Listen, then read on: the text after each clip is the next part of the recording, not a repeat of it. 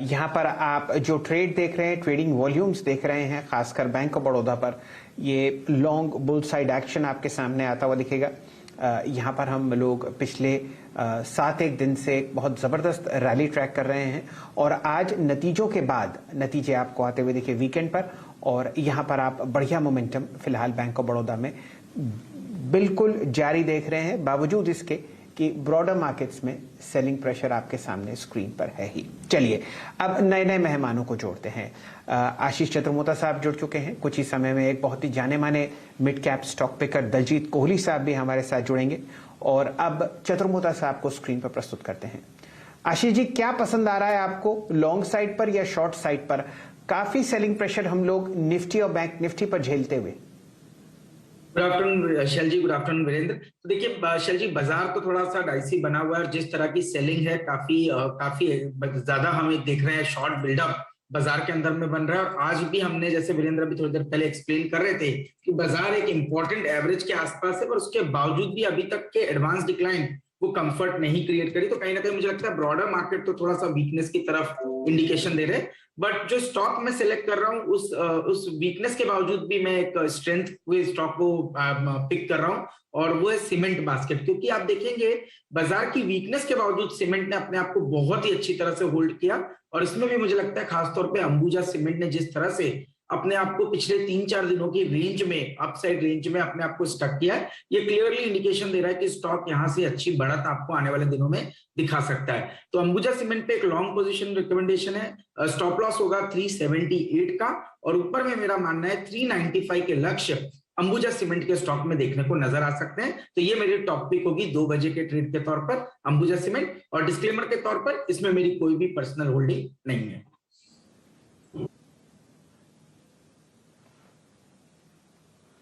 दलजीत कोहली साहब भी हमारे साथ जुड़ चुके हैं। डायरेक्टर साहब, कोहली साहब हैं कनेक्टेड? अच्छा, चलिए कुछ ही समय में आप हमारे साथ जुड़ते हुए दिखेंगे। अब ऐसा करते हैं, यहाँ पर जोड़ते हैं मानस जायसवाल साहब को। मानस जी, कुछ मूव्स हम लोग वीकनेस के ट्रैक करते हुए दिख रहे हैं एफएमसीजी क्षेत्र में, और एक काउंटर जो लगातार दिन के न्यूनतम लेवल पर आता हुआ दिख रहा है वो है हिंदुस्तान यूनिलीवर का। यहाँ पर एक ब्रेकडाउन हुआ है प्राइस का, और आप देख रहे हैं कि फिलहाल स्क्रीन पर 20 दिसंबर का न्यूनतम लेवल आता हुआ दिख रहा है। एक बार जरा एफएमसीजी चार्ट्स को एनालाइज कीजिए। तो देखिए, सबसे पहले तो हिंदुस्तान यूनिलीवर की ही बात करेंगे, क्योंकि सबसे ज्यादा वीकनेस फ्रेश अगर आप करंट लेवल्स पे देखिए तो हिंदुस्तान यूनिलीवर में ही देखने को मिल रही है। देखिए 2250 का लेवल ब्रेक करना और उसके नीचे ट्रेड करते रहना, ये एक खतरनाक पैटर्न हो सकता है हिंदुस्तान यूनिलीवर के लिए, क्योंकि हम करीब 7-8 दिनों का कंसोलिडेशन देख चुके हैं, और अब एक फ्रेश ब्रेकडाउन देखने को मिला है। मेरा समझना है कि इस ब्रेकडाउन के जो टारगेट है वो 2100 रुपए तक आते हैं, तो 150 रुपए का डाउनसाइड हम करंट लेवल से हिंदुस्तान यूनिलीवर में देख सकते हैं। इसलिए कॉशियस रहिए, खरीदारी नहीं करनी है। अगर कोई भी ट्रेड लेना है तो इस मंदी को पुट के जरिए ट्रेड करें तो बेहतर रहेगा। जो 2200 का पुट ऑप्शन है वहां पर आप खरीदारी कर सकते हैं, केवल 22 रुपए के भाव चल रहे हैं। 22 रुपए पे आप हिंदुस्तान यूनिलीवर का 2200 का पुट ऑप्शन लीजिए 9 रुपए के स्टॉप लॉस के साथ। अगर जो एनालिसिस है वो सही है और ऐसा लगता है कि अगर 2100 रुपए तक के भाव देखने को मिलेंगे हिंदुस्तान यूनिलीवर में, तो इसका भाव करीब 100 रुपए का होगा। तो केवल 10 रुपए 12 रुपए का रिस्क है। करंट लेवल्स पे बिल्कुल लेने की सलाह रहेगी। 2200 का पुट ऑप्शन, टारगेट करीब 70 से लेकर 100 रुपए की रेंज में रहेंगे।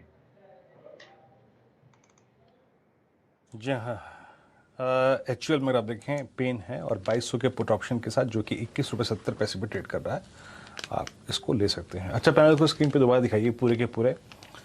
दलजीत जी जब पिछली बार आए थे तो कुछ यही लेवल था, और आप देख लीजिए ना, जब ये आए थे तो यही लेवल था।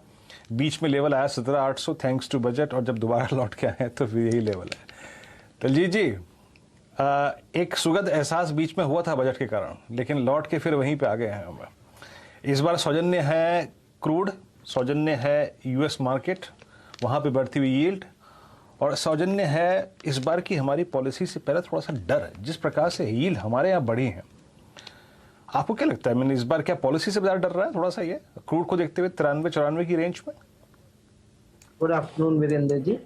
हाँ, आपने बिल्कुल ठीक समझा कि मार्केट को जो इस समय परेशानी सामने नजर आ रही है वो यही है कि जिस तरह से फेड एक्शन ले रहा है और जो ग्लोबल हम basically turn around in the policy, no, जो पहले लिक्विडिटी वाली पॉलिसी खूब पैसा प्रिंट करो, अभी एकदम अपोजिट हो गया कि सारा पैसा खींच लो।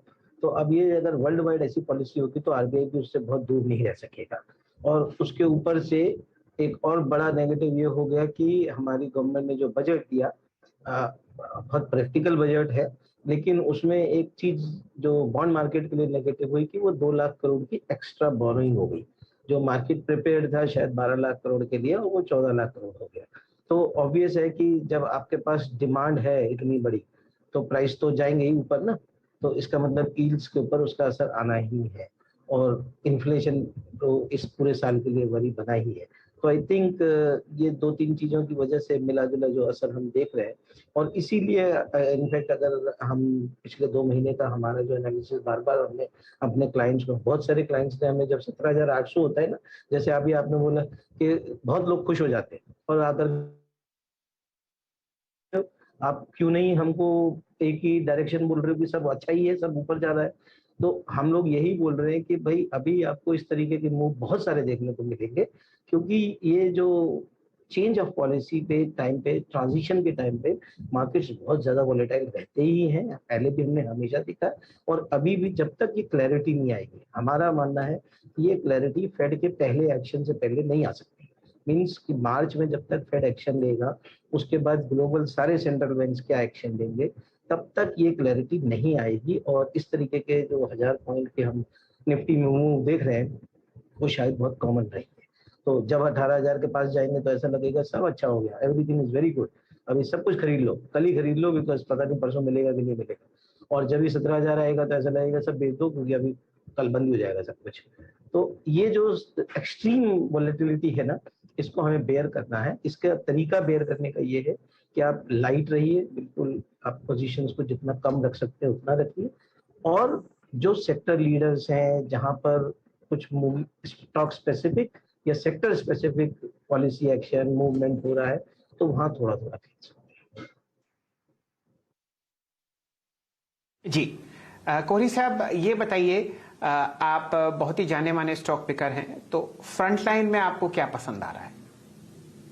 फ्रंट लाइन में शैल जी अभी हमने इकोनॉमी फेसिंग सेक्टर्स को चूज किया हुआ है, और वहां पर एल&टी सबसे पहला पिक है, या फिर एबीबी वगैरह, जो इस टाइप के सीमेंट्स, ये वाले जो स्टॉक्स हैं कैपिटल रिच वाले, इनको हम प्रेफर कर रहे हैं। इनमें से कुछ चीजें हमने अपने पोर्टफोलियो में, एल&टी से हमने अपने पोर्टफोलियो में ऐड किया हुआ है हमारे क्लाइंट्स के, और एबीबी, हिताची एनर्जी, ये भी हमने ऐड किया हुआ है। रिलायंस हमारे पास ऑलरेडी है पहले से चल रहा है। चलिए, तो ये आप बेसिकली इंफ्रा थीम खेल रहे हैं अगर आप रिलायंस को इस चर्चा में ना जोड़ें। एबीबी, एल&टी और हिताची एनर्जी, एबीबी और एल&टी तो वैसे भी रिकॉर्ड हाइस के आसपास आपको फिलहाल ट्रैक करते हुए दिखेंगे। चलिए, ये तो फ्रंट लाइन में चर्चा हो। जयसवाल साहब को जोड़ेंगे। मानस जी, हम लोगों ने पिक्स सुनी कोहली साहब की,